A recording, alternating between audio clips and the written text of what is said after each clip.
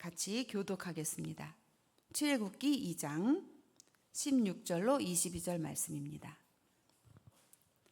미디안 제사장에게 7달이 있었더니 그들이 와서 물을 길어 구유에 채우고 그들의 아버지의 양떼에게 먹이려 하는데 목자들이 와서 그들을 쫓는지라 모세가 일어나 그들을 도와 그 양떼에게 먹이니라. 그들이 그들의 아버지 루엘에게 이를 때에 아버지가 이르되 너희가 오늘은 어찌하여 이같이 속히 돌아오느냐. 그들이 이르되 한 애굽 사람이 우리를 목자들의 손에서 건져내고 우리를 위하여 물을 길어 양떼에게 먹였나이다. 아버지가 딸들에게 이르되 그 사람이 어디에 있느냐. 너희가 어찌하여 그 사람을 버려두고 왔느냐.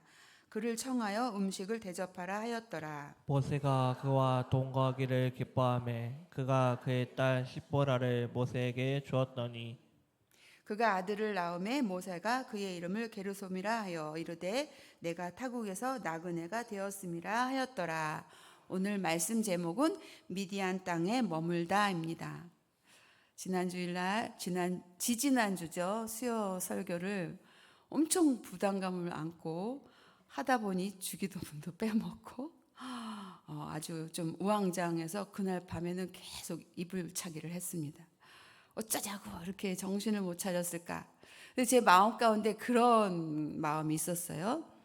담임 목사님으로부터 늘 그렇게 아주 진수성찬의 말씀을 듣고 또 우리 부목사님의 말씀에 그 친솔한 말씀을 들었으니 오늘은 그냥 영양죽으로 때우자 뭐 이런 마음으로 했다. 진짜 죽 썼어요. 그래서 오늘은 죽이 아니고 그 반이라도 좀 따라가는 마음으로 준비했습니다.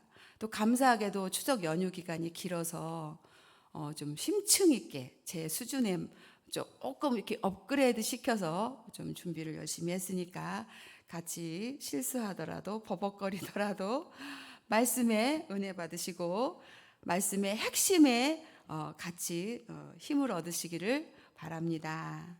자, 이제 모세가 그의 생애를 우리가 한 번 더 돌아보면서 한 번 또 다시 3등분을 한 번 더 반복해서 복습해 보도록 하겠습니다. 40년 동안에는 이제 왕궁에서 왕자의 신분으로 보냈고요. 그리고 40년 동안에는 미디아 광야에서 나그네로 또 목자로서의 삶을, 이방인의 삶을, 거류민의 삶을 살아왔습니다. 그래서 오늘 본문이 바로 그 40년을 말씀하시고 계십니다. 그리고 나머지 40년은 이스라엘 백성들이 이제 가나안 땅으로 이끌어내는 그 지도자 모세의 남은 생애를 말씀하시고 계시죠. 그래서 오늘은 특별히 이제 미디안 광야에서 머물던 그 모세의 삶을 우리가 돌아보면서 그의 삶 속에서 또 나의 삶으로 이렇게 건너뛰는, 그래서 하나님의 은혜가 우리 안에 임하는 복된 시간이 될 수 있기를 바랍니다. 미디안에서 새로운 삶을 살아가는 모세의 신분은 왕자의 신분이었다가 이제 나그네와 같고 거류민과 같은 목자의 삶으로 반전의 삶인 것이죠. 어떻게 보면 세상적으로 봤을 때는 실패한 모세, 패배한 모세, 그리고 이제 도망자의 모세의 모습을 보게 됩니다. 그러한 광야에서의 새로운 삶을 하나님은 또한 인도하셨기에 그 광야에서의 미디안에서의 삶을 통하여서 하나님이 우리에게 주시고자 하시는 말씀이 무엇인지 잘 찾아낼 수 있기를 축복합니다. 출애굽기 2장 말씀을 잠깐 복습을 하자면 이제 1장에서는 하나님이 요셉과 알던 이제 바로를 이제 죽게 하고, 그리고 그들이 아주 모진 노예의 삶을 살고 그 노예의 삶을 하나님 앞에 이제 고백하고 토로할 때 그들의 탄식 소리를 하나님이 들으셨어요. 그리고 들으셔서 드디어 이제 1장부터 2절에는 한 레위 가정에서 아들을 태어나게 하십니다. 근데 그때 배경은 어땠냐면 바로가 이스라엘 백성들, 히브리 민족들이 너무 기하급수적으로 늘어나는 거예요. 그래서 이제 사람의 숫자는 곧 국민의 숫자잖아요. 지금 우리나라에 국면하고 있는 가장 큰 이슈가 뭐예요? 저출산 문제. 그리고 고령 사회 문제예요. 그래서 젊은 세대보다 이제 고령 인구가 뛰어넘었어요.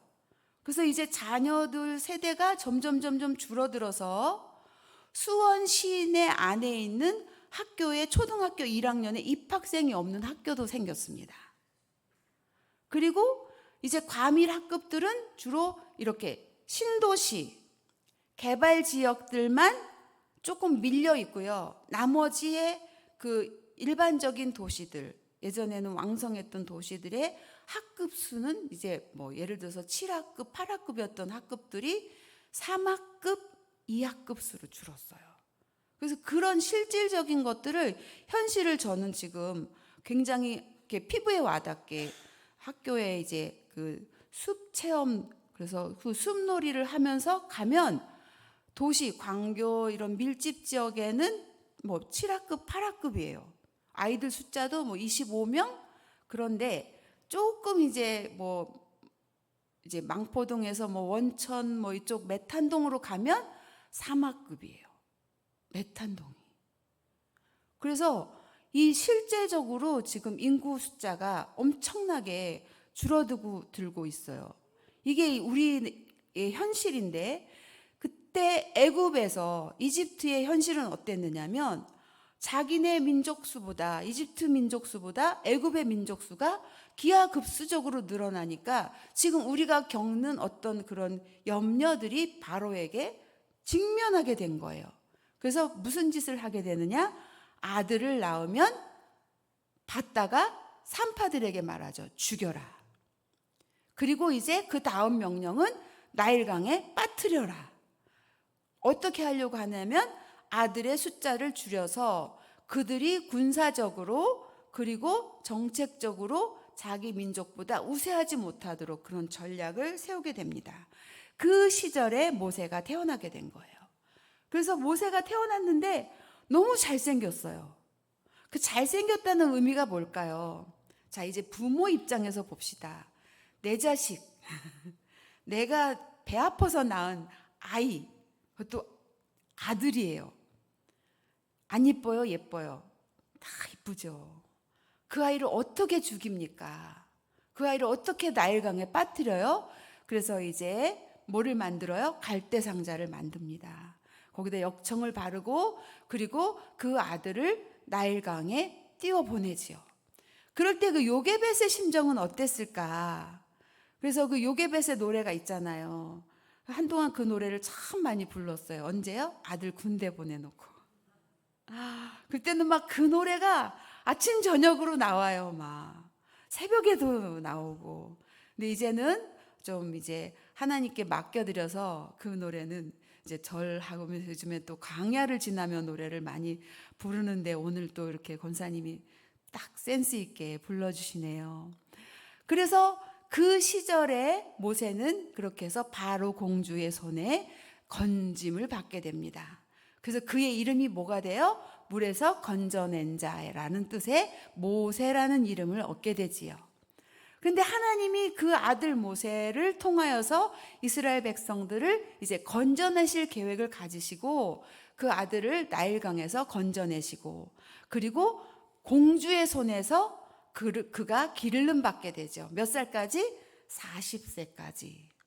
근데 지지난주에 말씀, 그가 이제 장성함에 내가 이만큼 컸으니 히브리 민족으로 또 하나님의 백성으로 내가 그들을 어떻게 하든지 그들을 도우리라 하는 마음을 갖게 됩니다. 그래서 첫 번째 한 일이 뭐예요? 히브리 백성들을 괴롭히는 애굽의 군사를 쳐서 죽이죠. 그리고 모래에 묻어요. 근데 그것이 바로 발각이 나게 되고 그를 이제 견제하였던 누구죠? 무슨 3세? 까먹었어요. 원고를 봐야 될 것 같아요. 네. 투투모스 3세가 그를 견제하고 그를 죽이고자 하자 이제 광야로 피신하게 되는 이야기까지. 그래서 오늘 미디안 광야의 지도를 한번 보여드리도록 하겠습니다. 미디안 광야. 자, 이쪽이 왼쪽이 화면에서 보이는 오른쪽이 이집트고요. 또 왼쪽이 사우디아라비아와 이집트의 그 접경선, 요르단과 접경선에 있는 사우디아라비아의 경계선, 그러니까 사우디아라비아의 땅이에요. 거기가 바로 미디안 광야입니다. 여러분 가끔 이렇게 이제 뭐 TV에 예능을 보시거나 또 여행 프로그램을 보시면 그런 그 광야 생활하시는 유목민들의 생활상을 혹시 보셨어요? 그들이 이제 양떼를 뭐 이끌고 소떼를 이끌고 광야를 유목민 생활을 하면서 그런 오아시스를 찾아서 생활하는 모습들을 아마 보시게 됐을 거예요. 그런 생활을 이제 모세가 시작하게 되는 거죠. 그래서 먼저는 이 말씀을 시작하기 전에 지지난주에 읽었던 출애굽기 2장 15절 말씀을 다시 한번 같이 읽어보도록 하겠습니다. 시작. 바로가 이 일을 듣고 모세를 죽이고자 하여 찾는지라. 모세가 바로의 낯을 피하여 미디안 땅에 머물며 하루는 우물 곁에 앉았더라. 자, 이제 결국에는 이렇게 해서 바로의 낯을 피해서 도망간 곳이 미디안 광야이고 그가 이제 잠시 머무는 장소가 어디냐면 우물가인 거예요. 자, 여기서 우물가란 이제 고대 근동 지역에서는 우물가가 곧 그 생활의 중심이었어요. 물이 너무너무 귀했기 때문에 그 광야에서 우물이란 곧 우리에게 말하자면 주유소보다도 마트보다도 더 중요한 장소였던 것이죠. 그래서 이제 성경에서 말씀하시고 계시는 이 우물가의 썸씽을 한번 보겠습니다. 먼저 이삭과 리브가의 만남이지요. 아브라함의 종 하란이 이제 그 아브라함의 종이 하란 땅에 있는 누구예요? 삼촌 라반의 집으로 갑니다. 그래서 그쪽에 가서 리브가를 만나게 되죠. 그래서 그 리브가와 처음 만난 곳이 바로 아브라함의 종이 처음 만난 곳이 우물이었어요. 그리고 두 번째 또한 야곱이 라헬을 만났던 곳도 우물이었어요. 어디냐면 에서의 칼을 피해서 동방 땅으로 갔을 때 거기서 먼저 만난 곳이 야곱에게 물을 건넸던 그 처녀가 바로 라헬이었지요. 그리고 오늘 모세가 이제 우물가에서 누구를 만나느냐? 7명의 따님들 중에 바로 그 십보라를 만나게 됩니다. 또 우리에게 우물가란 어디일까 한번 생각해 보았어요. 우리에게 우물가란 바로 하나님을 만나는 이 예배의 장소가 아닐까. 우리가 세상 사람들과 문화를 접하는 그런 SNS도 아니고 어떤 카페도 아닌 우리가 만남의 장소는 어디냐? 하나님을 만나는 이 예배의 장소인 줄 압니다. 그래서 그 우물가에서 누구를 만나요? 하나님이 우리를 만나주시고 또 하나님이 죄인된 우리를 예수 그리스도를 보내셔서 우리가 예수님을 만났잖아요. 그것이 바로 우리가 예배하는 우물가인 줄 압니다. 그래서 이제 먼저 보겠습니다. 출애굽기 2장 16절 17절 말씀입니다. 사건의 전개입니다. 16절 제가 읽겠습니다. 미디안 제사장에게 7달이 있었더니 그들이 와서 물을 길어 그 위에 채우고 그들의 아버지의 양떼에게 먹이려 하는데 목자들이 와서 그들을 쫓는지라. 모세가 일어나 그들을 도와 그 양떼에게 먹이니라. 먼저 이 말씀의 배경을 좀 이해하기 위해서 그림을 하나 띄워드릴게요. 요거는 이제 그 전도협회 목사님이 무료로 배포하는 그림이라서 제가 출처를 안 올려도 된다고 정우쌤이 지웠어요. 이제 보세요. 모세는 누구의 복장이에요? 애굽 사람의 복장이에요. 그런데 거기에 이제 7딸들이 와서 양떼들에게 물을 먹이려고 하는데 힘센 목자들이 그 딸들을 쫓아내는 거예요. 그때 이제 모세가 의협심을 발휘해서 그 쫓아냈던 딸들을 돕고 그 딸들의 양들을 물을 먹게 하는 장면인 것입니다. 되게 화려한 모세죠. 40세 같지 않아요. 약 한 10대에서 20대 같은데 아무튼 이러한 장면을 우리가 연상하면서 자, 우리가 하나님 앞에 예배하러 나올 때에 우리의 정신을 빼앗고 우리의 마음을 빼앗는 그런 악한 무리들이 있어요. 그럴 때마다 성령님을 의지해서 또 성령님께서 그런 악한 무리들이 우리의 예배를 방해하지 못하도록 우리의 생수의 우물을 먹도록 도우시는 분이 계시지요. 그분이 누구세요? 성령 하나님이십니다. 그래서 이제 그 미디안 딸들을 구출하는 모습들을 우리가 이제 봤는데, 말씀에 보면 17절에 목자들이 와서 그들을 쫓는지라. 누구를 쫓아요? 7명의 딸들을 쫓아요. 그래서 그 쫓는지라는 가라시예요. 그런데 그 쫓는 자들에게 모세가 일어나서 그들을 도와서 그 양떼에게 먹이니라 할 때, 그들을 도와는 히브리어로 니출, 건져냈다입니다. 모세는 물에서 건짐받은 자입니다. 그런데 오늘 이 모세가 이제 하나님 앞에서 건져내는 자를 예표하는 말씀을 오늘 우리가 처음 대면하게 됩니다. 이것이 바로 구원의 목표인 것이죠. 우리는 모두 다 사망의 늪에서 건짐받은 사람들입니다. 그렇기 때문에 우리는 물 건너 생명줄 건져내는 사명을 받은 사람들인 것이죠. 이것이 바로 오늘 하나님이 모세를 통하여서 주시는 메시지가, 우리에게 주시는 메시지인 것입니다. 구원의 목표는 하나님이 먼저 나를 건져주시고 또 건짐받은 우리가 무생명들을 건져내는 것이 바로 구원의 목표인 것이에요. 그런데 그러므로 인해서 하나님의 주권과 계획이 이제는 도망길에 섰던 모세를 하나님이 그를 통하여서 장차 이스라엘 백성들의 인도자로, 구원할 자로 하나님이 세워가시는 하나님의 계획을 우리가 보게 되는 것이죠. 자, 출애굽기 2장 18절로 20절입니다. 딸들이 아버지에게 이제 보고하는 장면입니다. 18절 제가 읽겠습니다. 그들이 그들의 아버지 루엘에게 이를 때에 아버지가 이르되 너희가 오늘은 어찌하여 이같이 속히 돌아오느냐. 그들이 이르되 한 애굽 사람이 우리를 목자들의 손에서 건져내고 우리를 위하여 물을 길어 양떼에게 먹였나이다. 아버지가 딸들에게 이르되 그 사람이 어디에 있느냐. 너희가 어찌하여 그 사람을 버려두고 왔느냐. 그를 청하여 음식을 대접하라 하였더라. 자, 비록 모세는 도망자의 신분으로 다 버림받은 심정으로 이제 미디안 광야에 도착을 했습니다. 그리고 그 우물가에서 딸들을 건져 주었죠. 그가 건짐받은 것처럼.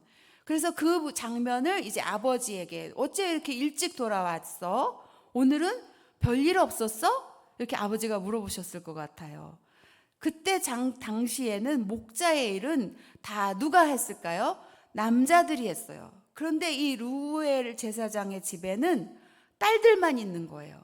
그 일을 누가 했어요? 딸들이 했어요. 그러니 당연히 연약한 딸들이 맨날 늦게 오고 그리고 처지고 뭔가 힘겹게 돌아오는 딸들의 모습을 아마 아버지는 기다리셨을 것이고 목격하셨을 거예요.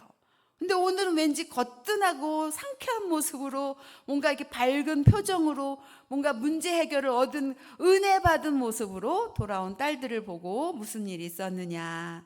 딸들은 또 신이 나서 아버지에게 보고를 했겠지요. 그럴 때 아버지는 말합니다. 왜 그를 놔두고 왔느냐. 어서 가서 그를 청하라. 그에게 대접하라. 우리 집에 호박이 넝쿨째 굴러 들어온다. 이런 심정으로 말씀하신 것 같습니다.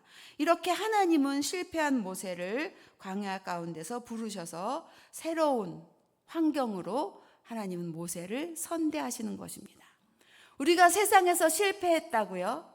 세상에서 무너졌다고요? 우리의 삶이 좀 어려움을 겪는다고요? 우리를 선대하시고 우리를 새로운 환경으로 이끄실 하나님을 바라보고 그 믿음을 우리가 이 말씀을 통해서 키워나가야 하겠습니다. 아멘. 자, 하나님은 이렇게 새로운 길로 우리의 만남을 이끌어 가십니다. 제사장 루엘을 만나게 하셨고 또한 그의 딸들을 통해서 그 가운데 십보라와 결혼을 하게 하셨죠. 하나님이 하시는 일은 바로 우리에게 이러한 아름다운 만남을 허락하십니다. 그래서 한번 옆에 분 보실까요? 우리의 만남은 하나님이 계획하셨습니다. 한번 인사를 나눠보겠습니다. 시작. 혹시 집에 가셔서 아이고 이 웬수야 뭐 좀 그러고 싶은 사람이 있거들랑 한번 얼굴에 첫편 쫙 깔고 우리의 만남은 하나님이 이끄셨습니다. 해보십시오. 하나님이 우리의 만남 속에서 이렇게 서로 격려하게 하시고 또 서로 힘을 모아서 사역하게 하시고 또 가정을 이루어가게 하시고 또 하나님의 자녀들을 키워가게 하시는 것이죠. 우리가 계획했다 할지라도 우리가 그 계획한 것을 하나도 이룬 것은 없는 것이에요. 그것을 마음에 계획할지라도 그 길을 걸음을 인도하시는 분은 누구시다? 하나님이시다. 그래서 하나님이 우리를 만나 주셨어요. 첫 번째는. 그래서 가요 있잖아요. 우리 만남은 우연이 아니야. 뭐 이런 노래도 있듯이 하나님이 우리의 계획 가운데 우리를 먼저 만나 주셨고 그 만나 주심 가운데 그 모든 만남과 만남 속에서 무엇을 하시고자 하시느냐?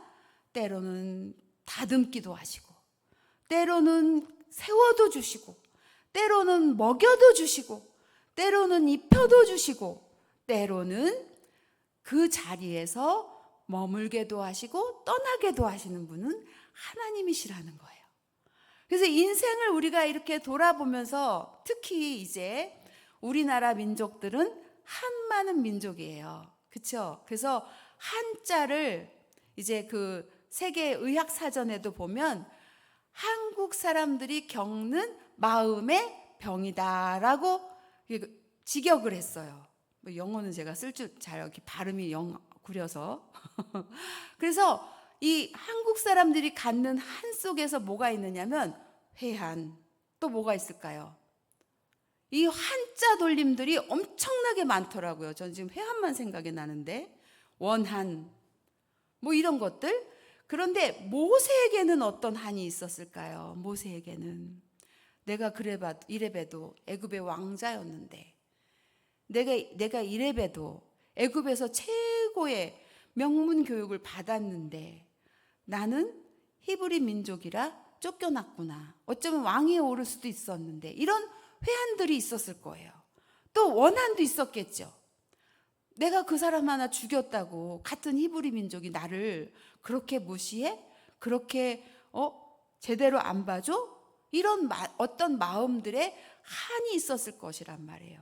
그런데 그러한 것들은 다 우리가 갖고 있는 우리들의 기준인 것이에요. 하나님은 그것을 갖는 것을 기뻐하시지 않는 거예요. 우리가 예수 믿는다면 하나님 안에서 치유되고 회복되는 것이 바로 우리 속에 가지고 있는 회한들, 후회들, 원한들이 예수 그리스도의 이름으로 치유되고 회복되어야 되는 줄 믿습니다. 하나님은요, 우리를 통한 원대한 계획이 있으신 거예요. 비록 미디안 광야에 이제 그 우물가에서 나그네 신사가 되어서 그들의 청함을 받고 그들의 대접을 받는 그런 융숭한 대접을 받는다 할지라도 모세의 심정을 우리가 들여다보면 우리 인생을 보는 것과 똑같다는 것이죠. 그래서 성경은 신묘막측한 거예요. 그 몇천 년 전에 기록된 하나님의 말씀이 오늘 이 시대에 나에게 어쩌면 그렇게 딱 맞는 맞춤으로 이렇게 주시는 말씀일까? 여러분, 오늘 이 말씀을 읽었는데 또 다시 읽으면 그래서 성경을 1독할 때와 2독할 때와 3독할 때와 그 말씀이 새롭잖아요. 여기 또 이런 말씀이 있었네? 이 말씀이 또 이렇게 또 새롭게 와닿네? 이게 바로 하나님의 말씀은 살아있어서 운동력이 있어서 좌우의 어떤 날쌘 검보다도 영과 혼을 쪼개는 그런 능력이 있는 것이에요. 자, 하나님이 이렇게 이제 예수 그리스도를 우리에게 만나게 하셨고 그런 그 만남을 통해서 계속 일해 가심을 우리가 믿는다면 잘못된 만남이 순간 있다 할지라도 그 만남에 대해서 억울해하거나 슬퍼할 필요가 없는 거예요. 하나님이 그 만남을 선한 만남으로 바꾸어 가실 수 있도록 우리는 오히려 하나님을 더 의지해야 가야겠죠. 자, 출애굽기 2장 21절 말씀입니다. 우리를 만나주신 하나님께 감사합시다. 자, 21절 말씀 같이 읽겠습니다. 시작. 모세와 그와 동거하기를 기뻐하매 그가 그의 칩보라를 모세에게 주었더니, 여기 기뻐함의 히브리어로 요엘인데 열망하다, 결정하다, 각오하라라는 뜻의 동사입니다. 동사는 뭐예요? 움직인다는 거잖아요. 그 마음의 열망이 모세에게 무엇이었을까요? 아, 내가 이제는 더 이상 우물가에 또 나그네로 또 여기저기 이렇게 떠돌아다니지 않아도 되겠구나. 누군가 나를 맞아주는 곳이 있구나라는 안도감도 있었을 것이고요.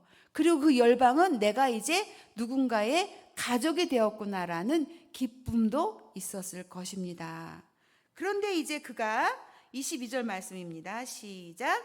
그가 아들을 낳음에 모세가 그의 이름을 게르솜이라 하여 이르되 내가 타국에서 나그네가 되었음이라 하였더라. 이 나그네 지난주일에도 저희가 한번 다뤄드렸지만 다시 한번 보실까요? 그 아들 이름을 게르솜이라고 하는데 그 뜻은 나그네였다. 근데 그 나그네는 결국에는 나는 이 땅에서 나그네야라고 하는 자신을 생각한 이름이었던 거예요.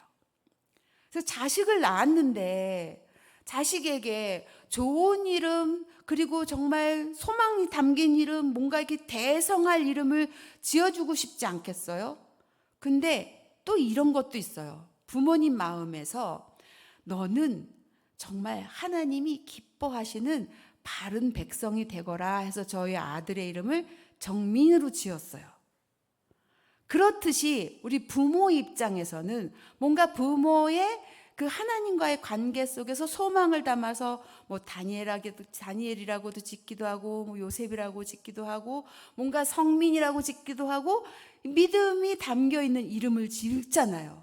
근데 여기에 그 나그네라는 이름 속에는 그런 아주 묘한 의미가 숨겨져 있다라는 것이죠. 그것은 무엇이냐? 그는 이제 아름다운 여인과 결혼도 했어요. 아들도 낳았어요. 더 이상 떠돌아다니지 않아도 돼요. 그런데 그가 왜 나그네라고 아들의 이름을 지었을까? 한번 계속 질문했어요. 하나님, 저 같으면 정착해서 나그네라는 이름보다 뭔가 좀 큰 사람이 되어라 하는 이름을 좀 지어줬을 것 같은데, 축복이라든지 뭐 대성이라든지 뭐 그렇게 지었을 것 같은데 왜 나그네라고 지었을까요? 왜 하나님께 계속 질문을 했어요. 계속 여쭤보는데 한 말씀이 그 앞장 우리 먼저 다뤘던 말씀 속에 생각나는 말씀이 있었어요. 뭐냐면 나는 히브리인이야. 그가 애굽의 왕궁에서 살았지만 그의 어머니 요게벳으로부터 젖을 먹으면서 들었던 소리, 너는 하나님의 백성이야.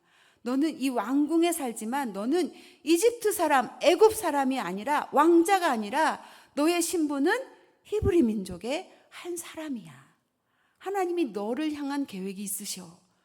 이런 꾸준하게 정말 계속 귀에 딱지가 앉을 만큼 피가 날 만큼 들었던 이야기였을 것이에요.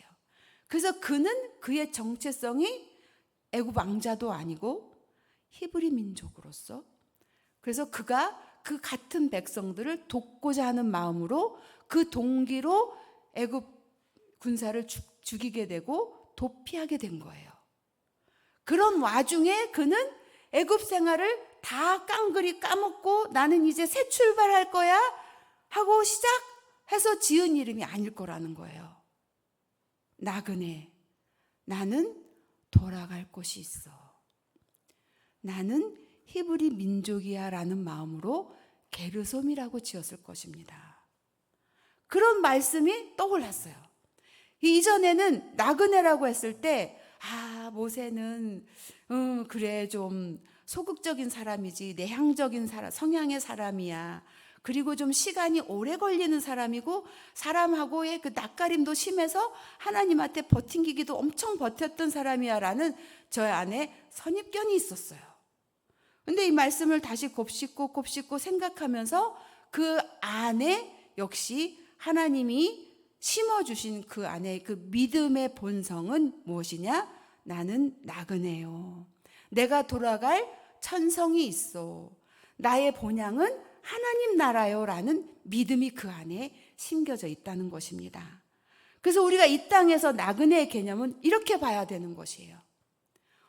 인생은 나그네 세상 사람들이 말하면 어디서 왔다가 어디로 가는가. 이 노래 하면 옛날 사람인데 아무튼 어디서 왔다가 어디로 가는지 모르는 세상 나그네가 아니라 우리는 이 땅에서 잠시 머물다 갈 나그네인 것이에요.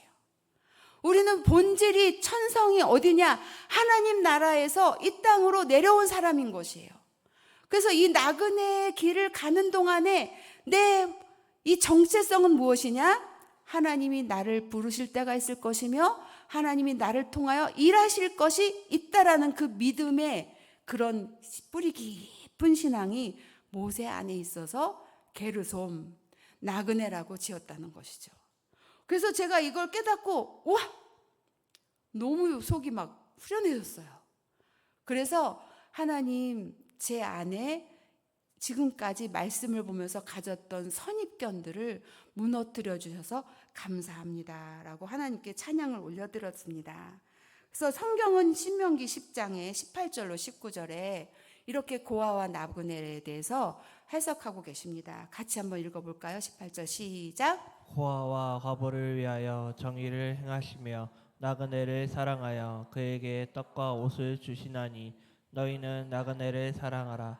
전에 너희도 애굽 땅에서 나그네 되었음이니라. 아멘. 신명기 말씀은 이제 가나안 땅이 목전에서 모세가 이제 거의 마지막 설교의 장면이잖아요. 그런데 거기에 뭐라고 했느냐면 너희가 애굽 땅에서 뭐였었어요? 나그네였었다고 하셨어요. 그래서 너희가 이제 가나안 땅으로 들어가면 어떻게 고아와 과부와 나그네를 선대해라. 그들을 대접해라. 그들을 사랑하라. 이게 하나님 아버지 마음의 성품이에요. 이게 그 아버지 하나님의 형상이에요. 그래서 우리가 회복해야 될 것이 이거예요. 그래서 뭐 나만 아니면 돼, 네가 먼저 가야 돼, 이거 없어요. 우리 크리스찬들에게는 나도 나그네이니, 나도 나그네 길을 걸어왔는데 그 나그네 길에 갈 곳 없는 나그네, 어디서 왔는지 어디로 갈지 모르는 나그네가 아니라 내 가야 할 곳 본향인 그 하나님 나라 갈 때까지 그렇게 떠도는 나그네들을 대접하는 거예요. 어떻게? 예수님의 마음으로. 그래서 이제 그 권정생 선생님 있어요. 강아지 똥 쓰신 분. 그분이 엄청난 크리스찬이세요. 그래서 작은 예수라고 해가지고 그분은 늘 어딜 가든지 어떤 분을 만나느냐? 예수님 같은 분을 만났다는 글을 많이 쓰세요. 버스를 타든지 길을 가든지 저분은 작은 예수야. 뭐 거린에게 동전을 주든지 허리 꼬부랑꼬부랑 할머니가 짐을 못 들고 가는데 그 짐을 대신 들어준다든지 이런 그 작은 관심들 속에서 거리를 헤매는 이들, 어디서 왔는지 어디로 가는지 모르는 그런 나그네들을 우리가 사랑하라는 거예요. 이게 우리에게 주시는 하나님의 마음인 거예요. 자, 나도 그렇게 나그네였었어요. 그 나그네를 하나님이 어떻게 하셨느냐? 불쌍히 여기시고 사랑하여 주시고 그래서 선대하여 주셔서 그를 왜 놔두고 왔니? 어서 데리고 와. 대접하자. 우리 집에서 함께 머물게 하자. 같이 살자. 가족이 되자. 이게 아버지 하나님의 마음인 것이에요. 그래서 출애굽기 2장 이 말씀을 모세가 선대를 받고 모세가 융숭한 대접을 받았던 그 장면이 내 삶이 되는 거예요. 하나님이 나를 그렇게 불러주셔서 어디로 가는지 어디로 왔는지 모르는 그 나그네가 아니라 내가 주께로부터 왔고 주님께로 돌아갈 그런 잠시 사는 이 땅에서 나와 같은 경험이 있는 그들을 찾아와서 위로해주고 나도 그랬어. 그래. 힘들었어. 그만 알아. 그래. 같이 기도하자. 그리고 심지어 그의 무게가 그의 짐이 너무너무 무거워서 울지도 못할 때 대신 울어주는 거예요. 제가 이제 건강검진에 암이 나왔잖아요. 그래서 이제 사랑하는 지인에게 제가 암이래요. 조심스럽게 얘기를 했는데 저는 그때 울면 제가 무너질 것 같아서 울 수가 없었어요. 정신 똑바로 차려야지. 정신 똑바로 차려야지. 울지 못했어요. 근데 그분이 막 제 앞에서 너무 슬퍼하면서 우는 거예요. 너무 마음 아파하면서. 그게 얼마나 위로가 됐는지 몰라요.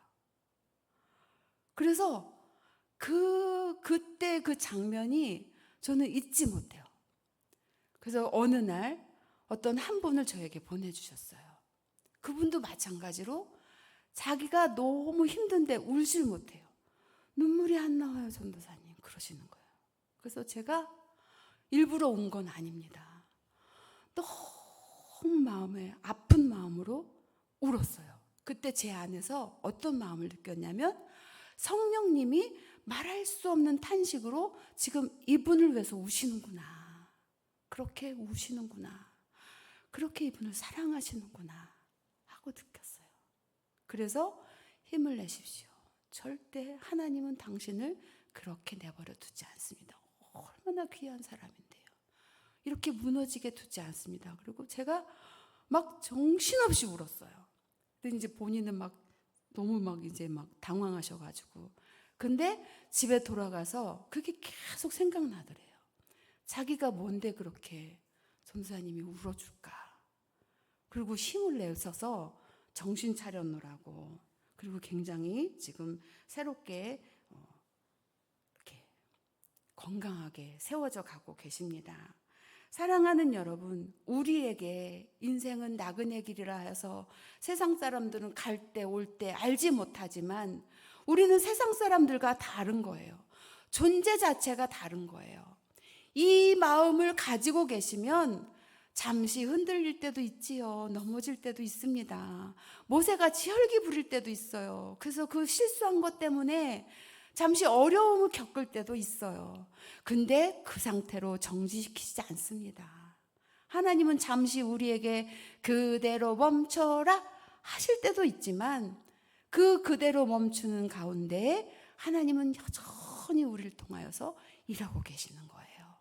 다듬으시고 갈고 닦으시고 새로 부여해 주시고 그래서 망가지면 망가진 대로 고쳐주시고 새롭게 해주시는 하나님을 우리는 찬양하시게 됩니다. 우리 자신이 이 땅에서 나그네임을 인식하게 될 때 모세가 게르솜 아들의 이름을 부를 때마다 그는 무엇을 생각했을까요? 광야에서 그는 목자 40년 꾸준히 양떼들을 돌봤어요. 자, 제가 아까 예능에서 광야 생활할 때 양떼들을 본 것을 장면을 보셨는지 한번 서두에 말씀을 드렸는데 뭐 우리나라에 같이 이렇게 풀이 많은 곳이 아니잖아요. 광야는 풀이 정말 메마르고 없는 곳이에요. 물도 없어요. 그런 험난한 땅에서 양들을 키운다. 양의 속성은 어때요? 무리지어 가는데 그들은 그들의 앞을 혼자서 스스로 걸어가질 못해요. 아주 지독한 원시예요. 그리고 고집은 말도 못해요. 혹시 동물원에 가셔서 양들 싸우는 거 보신 분들, 지 머리가 깨지도록 부딪혀요. 그렇게 막 힘싸움을 해요. 그러한 그 미련한 양떼들을 40년간 꾸준히 돌보고 키우면서 모세는 어떤 생각을 했을까요? 어떤 마음으로 양들을 돌봤을까요? 그가 과거에 그런 왕자의 삶을 살아오면서 지내오면서 모세가 과거의 삶과 현실의 삶을 경험하면서 모세는 어떻게 하나님 안에서 다듬어져 갔을까요? 자, 하나님의 말씀 보겠습니다. 좀 넘어갈게요. 또 길어지네요. 민수기. 네, 제가 지금 잠시 찾겠는데 12장 3절 말씀입니다. 시작. 이 사람 모세는 온유함이 지면의 모든 사람보다 더하더라. 하나님은 광야에서 다른 사람들을 도울 수 있는 지도자 모세로 변화시켜 주신 것입니다. 그래서 광야의 삶이 헛된 것이랄까요? 광야의 삶이 그냥 허망한 세월이었을까요? 그렇지 않아요. 그래서 우리에게 고난의 시간이란 멈춘 것이 아니에요. 하나님이 일하시는 시간이시고 하나님이 우리를 다듬어 가시는 시간인 것입니다. 그래서 이제 광야의 교훈을 읽겠습니다. 모세는 광야의 교훈을 통해서 참고 견디는 것을 배웠어요. 그리고 지면에 어떤 사람보다 온유한 사람으로 하나님의 손길에 다듬어졌어요. 온유함이란 길들여지는 거거든요. 온유함이란 모든 것을 흡수할 수 있을 만한 자기의 것들을 다 버리는 것이 온유함이에요. 뭐 성품이 부드러운 것이 온유한 것이 아니고 다른 사람에게 친절한 것이 온유한 것이, 그건 세상의 용어고요. 하나님이 길들인 사람. 그래서 이제 우리가 오늘 결단의 말씀을, 적용의 말씀을 함께 보겠습니다. 1번 같이 읽어볼까요? 광야가 고통의 시간만 있는 것이 아닌 나를 만지시고 구원의 계획을 이루어 가시는 하나님을 의지하는 삶을 살아갑시다. 두 번째입니다. 고난 중에 나의 모난 성품이 다듬어가기를 원하시는 하나님의 손길임을 믿고 감사하며 순종하는 열매를 맺어갑니다. 세 번째입니다. 실패와 고난이라는 시련의 장에서 훈련시키고 나를 빚어가심을 신뢰하고 믿음으로 인내하며 견디는 신앙인이 되어갑시다. 기도드리겠습니다. 하나님 아버지, 우리의 모난 성품이 다듬어지는 곳이 광야라면 그 광야 가운데 우리를 세워놓으셨다 할지라도 주님을 원망하지 않게 하여 주시고 할렐루야 주님을 찬양케 하여 주옵소서. 하나님 아버지, 우리가 혹시 고난 중에 있더라도 하나님이 나를 빚어가시는 과정이라 생각하고 감사하는 삶을 살게 하여 주시옵소서. 그 가운데 우리가 광야 속에서 용기를 내고 주님이 부여해 주신 그 믿음이 성장하기를 하나님 앞에 올려드리며 아버지 앞에 늘 나의 한계를 깨닫고 우리의 성품을 다듬어 가시는 하나님을 의지하고 믿음으로 주님을 바라보는 우리의 삶이 되게 하여 주시옵소서. 주님 앞에 감사히 간절히 기도드리며 이 모든 말씀 예수님의 이름으로 기도드렸습니다. 아멘.